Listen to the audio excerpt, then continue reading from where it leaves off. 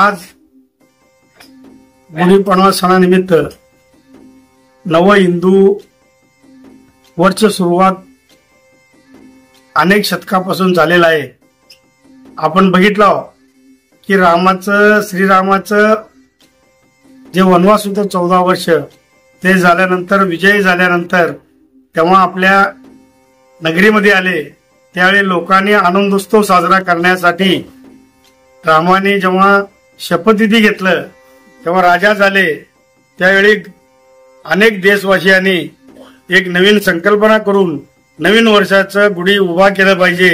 त्या निमित्ताने हिंदू बांधवांनी नवीन वर्ष साजरा केलं आणि त्यामुळं या ठिकाणी मला सांगायचं आहे, तेव्हापासून आजपर्यंत आपण बघितलं की इंग्रजांनी आमच्या ठिकाणी 31 डिसेंबरला हे करायचं, दारू पिऊन गोंधळ घालायचं आणि 1 जानेवारी नवीन वर्ष साजरा करायचं।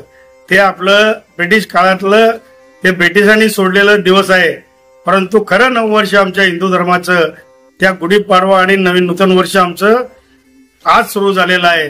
आणि त्या नवीन वर्षाचं आणि गुढीपाडवाचं आणि आपल्या रमजान ईदचं या ठिकाणी सर्व देशवासियांना आणि आमच्या हिंदू मुस्लिम बांधवांना या दोन्ही सणाच्या निमित्तानं मी त्यांना आर्थिक शुभेच्छा देतो। त्यांचं भावी सुखाची समृद्धीची भरभराटीचे जावं, हिंदू मुस्लिम हे ऐक्य राहिलं पाहिजे।